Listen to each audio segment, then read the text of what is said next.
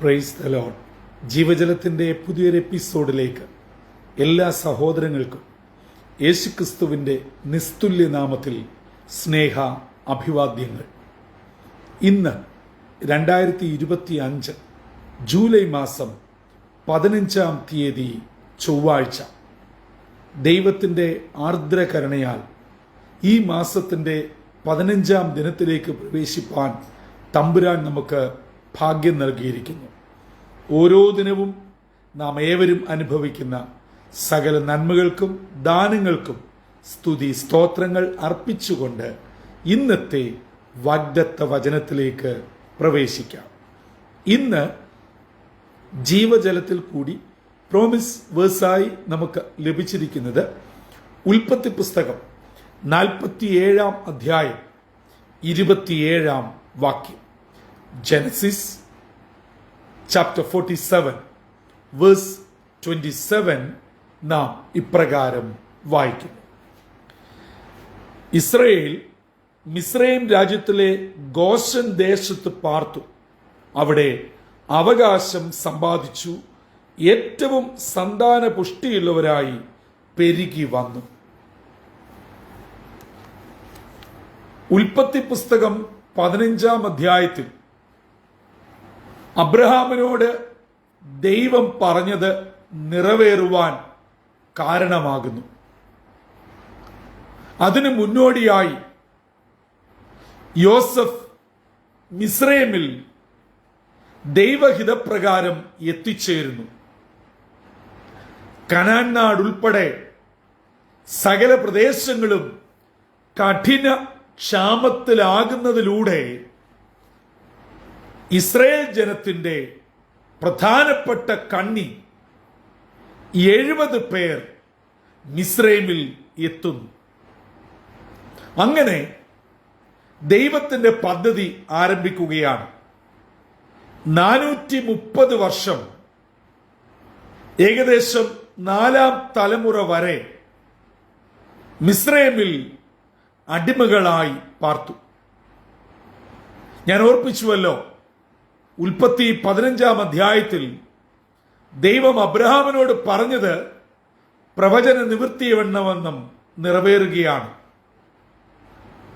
അങ്ങനെ ഇതാ യോസഫിന്റെ അടുക്കൽ പിതാവ് ഉൾപ്പെടെ സഹോദരങ്ങളെ കുടുംബങ്ങൾ ഉൾപ്പെടെ 70 പേർ എത്തിച്ചേർന്നപ്പോൾ 5 പേരെയും കൂട്ടി യോസഫ് ഫറവോന്റെ അടുക്കൽ എത്തുമ്പോൾ, ഗോശൻ ദേശത്ത് പാർത്തുകൊള്ളട്ടെ, അങ്ങനെയുള്ള രാജാവിന്റെ അനുവാദത്തോടുകൂടെ അവർ ഗോശൻ ദേശത്ത് പാർത്തു.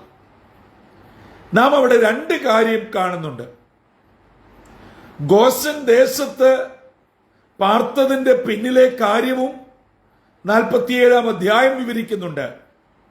അവരുടെ ആടുമാടുകൾക്ക് മേയുവാനുള്ള സ്ഥലം, ഇവർക്ക് പാർക്കുവാനുള്ള സൗകര്യം. അങ്ങനെ അവർ അവിടെ വളരെ അനുഗ്രഹകരമായി പാർക്കുകയാണ്. ഇവിടെ പറയുന്ന കാര്യമെന്ന് പറയുന്നത്, ഇവർ അവിടെ അവകാശം സമ്പാദിച്ചു. പ്രിയമുള്ളവരെ, പ്രതികൂലത്തിന്റെ വക്കിലാണ്, പ്രതിസന്ധിയിലാണ്, പ്രവചന നിവൃത്തി എന്ന വണ്ണം ഒരു വിധത്തിൽ പറഞ്ഞാൽ അടിമത്ത ജീവിതത്തിലാണ്. അവിടെയും ഇസ്രായേൽ ജനം തങ്ങളുടെ അവകാശം സമ്പാദിപ്പാൻ ഇടയായി.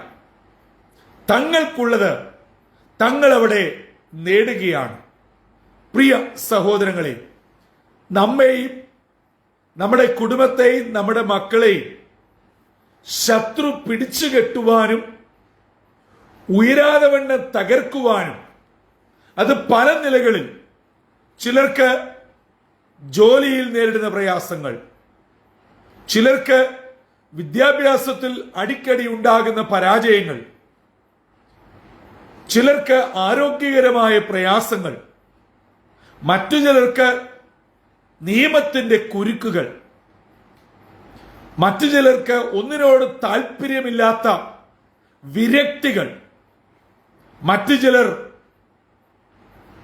വിമുഖതയോടെ ജീവിതത്തെ ഫേസ് ചെയ്യുന്ന നിസ്സംഗതകൾ, മറ്റു ചിലർ നേരിടുന്ന സാമ്പത്തിക പരാധീനതകൾ, എത്ര സമ്പാദിച്ചാലും എങ്ങും എത്താത്ത വിധം താറുമാറാകുന്ന ജീവിതത്തിന്റെ സാമ്പത്തിക അവസ്ഥകൾ, ഇങ്ങനെ പല വിധങ്ങളിൽ ശത്രു നമ്മളെ പിടിച്ചമർത്തി തകർത്ത് കളയുവാൻ ശ്രമിക്കുമ്പോൾ ഇന്നത്തെ വാഗ്ദത്ത വചനം നമുക്കൊരു ചൂണ്ടുപലകയായി ഉപദേശമായി നൽകുകയാണ്.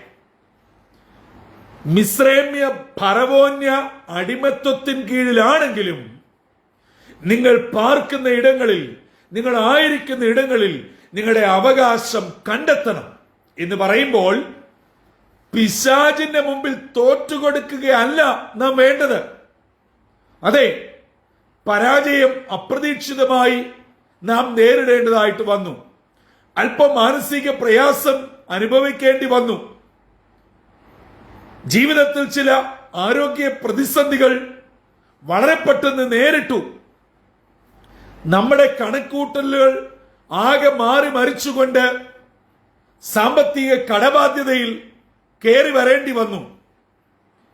നമ്മൾ ആഗ്രഹിച്ചു തുടങ്ങിയ ബിസിനസ് വളരെ പെട്ടെന്ന് താറുമാറായി. ഇങ്ങനെയൊക്കെ അപ്രതീക്ഷിതമായിട്ടുള്ള വെല്ലുവിളികൾ വരുമ്പോൾ നാം അതിൽ മുങ്ങിപ്പോകരുത്. നമ്മളെ വിളിച്ചുകൊണ്ടാക്കിയ ഒരു ദൈവമുണ്ട്.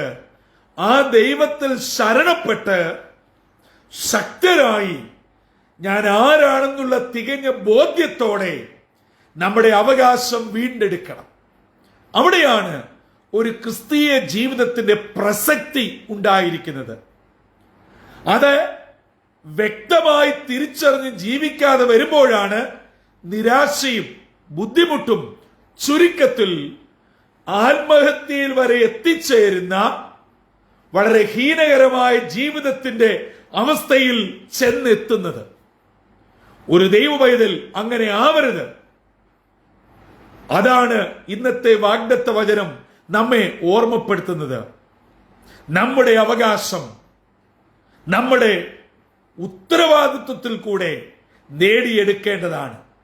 കരഞ്ഞും സങ്കടപ്പെട്ടും പിറുപിറുത്തും പഴി പറഞ്ഞും നാം ആകെ തകർന്നുമല്ല മുൻപോട്ട് ജീവിക്കേണ്ടത്. നാം ആയിരിക്കുന്ന ഇടത്ത് വെല്ലുവിളികൾ കൃത്യമായി ഉൾക്കൊണ്ടുകൊണ്ട് പ്രാർത്ഥനയോടെ മുന്നേറുക. ഈ പ്രഭാതത്തിൽ എന്നെ കേട്ടുകൊണ്ടിരിക്കുന്ന സഹോദരങ്ങളെ, ചില ജീവിതത്തിന്റെ പ്രതിസന്ധികൾ നിങ്ങൾ നേരിടുന്നുണ്ടാവാം. ആരോടും പറഞ്ഞിട്ടില്ല, പറഞ്ഞാൽ ആർക്കും മനസ്സിലാവുകയില്ല. നമ്മുടെ നിരപരാധിത്വവും നിഷ്കളങ്കത്വവും നമുക്ക് മാത്രമേ അറിയുകയുള്ളൂ. അല്ല, സ്വർഗത്തിലെ ദൈവത്തിനും അറിയാം. അതുകൊണ്ട് തകർന്നു പോകാതെ, തളരാതെ നമ്മുടെ അവകാശത്തിനു വേണ്ടി പ്രാർത്ഥനയോടെ ഈ പകൽ ഉയർത്തെഴുന്നേൽക്കുക, മുൻപോട്ട് പോകുക. നിശ്ചയമായും വിജയം വരിക്കുക തന്നെ ചെയ്യും. ഈ വാക്യത്തിൽ രണ്ടാമത് ഭാഗമായി പറയുന്നു, 70 പേരായി വന്നവർ സന്താന സമ്പുഷ്ടരായി ശക്തരായ ഒരു കൂട്ടരായി മാറി. 430 വർഷത്തിന് ശേഷം 600,000 പുരുഷന്മാർ, ഒരു വിധത്തിൽ പറഞ്ഞാൽ ഏറ്റവും കുറയാതെ കുഞ്ഞുകുട്ടി ആബാലവൃദ്ധം 50 ലക്ഷത്തോളം ഇസ്രായേൽ ജനം മിസ്രൈമിൽ നിന്നും ഫറവോന്റെ അടിമത്തത്തിൽ നിന്നും മോശയുടെ നേതൃത്വത്തിൽ ഇതാ ചെങ്കടൽ കടക്കുകയാണ്. എവിടെ നിന്ന് ഇത് ഉത്ഭവിച്ചു? ആ ഉത്ഭവ പ്രഭാവമാണ് ഇന്നത്തെ വാഗ്ദത്ത വചനമായി നാം കേട്ടത്. അതെ, അവർ ഗോശൻ ദേശത്ത് അവകാശം സമ്പാദിച്ച് നേടിയെടുത്ത് സന്താന സമ്പുഷ്ടരായി ശക്തമായ ഒരു ജനതയായി വർദ്ധിച്ച് പെറ്റുപെരുകി വളർന്നു. അതെ, ദേശത്തിന് അവരെ സഹിക്കാൻ പറ്റാതെ വണ്ണം അവർ ഉയർന്നു വളർന്നു. ദൈവജനമേ, എന്നെയും നിങ്ങളെയും ദൈവം വിളിച്ചിരിക്കുന്നത് വളരുവാനും ഉയരുവാനും വർദ്ധിക്കുവാനും നന്മയിലേക്ക് വരുവാനുമാണ്. അല്ലാതെ എനിക്ക് ഇങ്ങനെ സംഭവിച്ചല്ലോ, എന്നാലും എൻ്റെ കുഞ്ഞിന് ഇങ്ങനെ നേരിട്ടല്ലോ, എൻ്റെ കുടുംബത്തോട് ദൈവം ഇത് ചെയ്തല്ലോ എന്ന് പറഞ്ഞ് കരഞ്ഞും പരിതപിച്ചും പദം പറഞ്ഞും ഇരിക്കാനല്ല ദൈവം നമ്മെ വിളിച്ചത്. നമ്മളായിരിക്കുന്ന ഇടങ്ങളിൽ വെല്ലുവിളി ഏറ്റെടുത്ത് നമ്മുടെ അവകാശം ഉറപ്പിച്ച് സ്തോത്രത്തോടെ മുന്നേറുന്നുവെങ്കിൽ എന്നെയും നിങ്ങളെയും ഉയർത്തുന്ന, വളർത്തുന്ന, ശക്തനാക്കുന്ന ഒരു ദൈവം ജീവിക്കുന്നു. ഈ പ്രഭാതത്തിൽ ജീവജലം ശ്രവിച്ചുകൊണ്ടിരിക്കുന്ന പ്രിയ വിശ്വാസ സമൂഹമേ, പലവിധ കാരണങ്ങളാൽ ചിലരെങ്കിലും മാനസികമായി തളർന്ന് എന്നെ കേൾക്കുന്നുണ്ടാവാം. രോഗക്കിടക്കയിലോ, സാമ്പത്തിക ബുദ്ധിമുട്ടിലോ, കുഞ്ഞുങ്ങളുടെ വിഷയത്തിലോ, വ്യക്തിപരമായ കാര്യങ്ങളിലോ എന്തുമായിക്കൊള്ളട്ടെ, പതറരുത്, പിന്നോട്ട് പോകരുത്. പദം പറഞ്ഞ് ആരെയും പഴിചാരി ഇരിക്കുന്നിടത്തിരിക്കാതെ എഴുന്നേൽക്കുക. നിങ്ങളായിരിക്കുന്ന ഗോശൻ ദേശത്ത് നിങ്ങൾക്ക് വലിയ ഉത്തരവാദിത്വമുണ്ട്. നിങ്ങളുടെ അവകാശം അവിടെ ഒളിഞ്ഞു കിടക്കുന്നു. അത് നേടിയെടുത്ത് മുൻപോട്ട് പോവുക. നിങ്ങളെ ശക്തരാക്കി വർദ്ധിപ്പിക്കുവാൻ ദൈവം നിശ്ചയമായും കൂടെയുണ്ട്. ഇന്നത്തെ ഈ വാഗ്ദത്ത വചനം പ്രിയ സഹോദരങ്ങളെ, നിങ്ങൾ ഹൃദയംഗമായി ഏറ്റെടുത്ത് നിങ്ങളുടെ കുടുംബത്തിൽ ആരെങ്കിലും വിഷണരായി നിരാശയിൽ തളർന്നിരിക്കുന്നുവെങ്കിൽ വചനം കൊടുത്തവരെ ധൈര്യപ്പെടുത്തുക. നിങ്ങളുടെ അവകാശം നേടിയെടുക്കുന്നത് വരെ 1 അല്ല 2 അല്ല 7 അല്ല 10 അല്ല, എത്ര പ്രാവശ്യം ആണെന്ന് വന്നാലും പിന്നോട്ട് പോകാതെ ശക്തമായി പോരിനിറങ്ങുക. നിശ്ചയമായും സർവശക്തനായ ദൈവത്തിന്റെ കരുതൽ, കാവൽ നിങ്ങളോടൊപ്പം ഉണ്ടാവും. അതെ, ഉൽപ്പത്തി പുസ്തകം 15-ാം അധ്യായത്തിൽ 400 വർഷങ്ങൾക്ക് ശേഷം 4-ാമത്തെ തലമുറ സമ്പന്നതയോടെ ഇറങ്ങുമെന്ന് പറഞ്ഞതുപോലെ ദൈവം തന്റെ ജനത്തെ ഇറക്കി. വാഗ്ദത്തം തന്റെ മക്കൾക്കുള്ളതാണ്. അത് നേടിയെടുക്കുവാൻ ഇന്ന് പകൽ പ്രാർത്ഥനയോടെ മുന്നേറുക. അതിന് ഇന്നത്തെ വാഗ്ദത്ത വചനം നമ്മെ ഒന്ന് തട്ടി ഉണർത്തട്ടെ. തളർന്നും ക്ഷീണിച്ചും പതറിയും സങ്കടപ്പെട്ടുമിരിക്കുന്ന സഹോദര, പ്രിയ ജീവിതമേ, നിങ്ങളെ പരിശുദ്ധാത്മാവ് ഈ പ്രഭാതത്തിൽ ഉണർത്തുകയാണ്, വിളിക്കുകയാണ്. എന്തിന്? നിങ്ങളുടെ അവകാശത്തെക്കുറിച്ചുള്ള ഉത്തമ ബോധ്യം നൽകി അത് നേടിയെടുക്കുവാൻ, ദൈവിക കൃപയിൽ ശക്തരായി മുന്നേറുവാൻ. കാരണം നാം മടങ്ങിപ്പോകേണ്ടവരാണ്, നമ്മുടെ ദേശത്ത് എത്തേണ്ടവരാണ്, ഇവിടെ കിടക്കേണ്ടവരല്ല. ആകയാൽ ആ ലക്ഷ്യബോധ്യം നമ്മുടെ ഉള്ളിൽ നിന്നും മായാതെ പ്രാർത്ഥനയോടെ മുന്നേറുവാൻ ഇന്നത്തെ വാഗ്ദത്ത വചനം നമ്മെ ഏറെ സഹായിക്കട്ടെ. അതിന് നമ്മെ തന്നെ ദൈവകരങ്ങളിൽ ഏൽപ്പിക്കാം. തലകളെ വണക്കാം, ഹൃദയങ്ങളെ ഒരുക്കാം, കണ്ണുകളെ അടയ്ക്കാം, പ്രാർത്ഥനയ്ക്കായി ഒരുങ്ങാം. നിത്യമായ സ്നേഹത്താൽ ഞങ്ങളെ എല്ലായ്പ്പോഴും സ്നേഹിക്കുന്ന ദൈവമേ, സ്വർഗീയ പിതാവേ,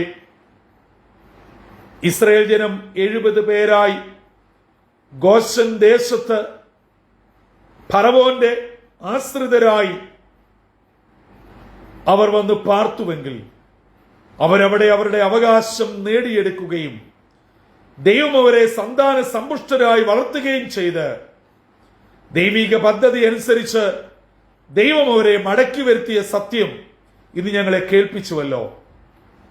അപ്പൊ ആ ജീവിതത്തിൽ അപ്രതീക്ഷിതമായി നേരിട്ട പ്രതിസന്ധികൾ ഞങ്ങളെ തളർത്തുകയും ഞങ്ങളെ വല്ലാതെ മടുപ്പിക്കുകയും ചെയ്യുമ്പോൾ ഇന്നത്തെ വാഗ്ദത്ത വചനം ഞങ്ങളെ കരം പിടിച്ചുയർത്തുന്നതിനായി സ്തോത്രം.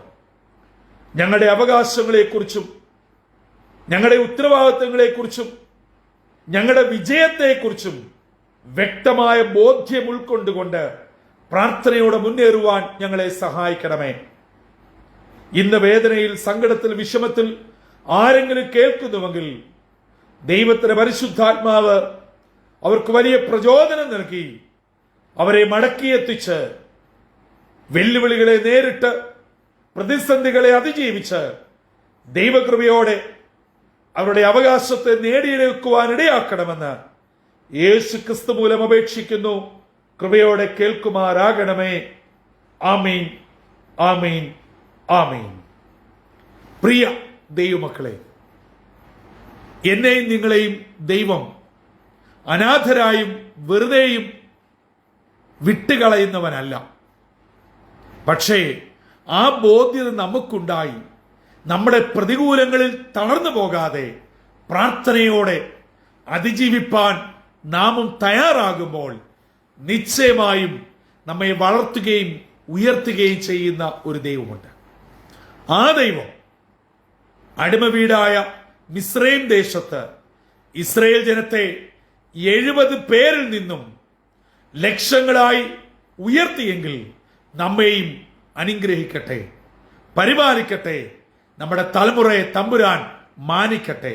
അങ്ങനെ ഇന്നത്തെ ദിനം എല്ലാ നിലകളിലും അനുഗ്രഹത്തിന്റെയും സന്തോഷത്തിന്റെയും ദിനമായി ദൈവകൃപയോടെ ഏവരെയും കാത്തു പരിപാലിക്കട്ടെ. കർത്തൃ ശുശ്രൂഷയിൽ നിങ്ങൾക്കൊപ്പം brother Santhosh Kodukulanji. God bless you all.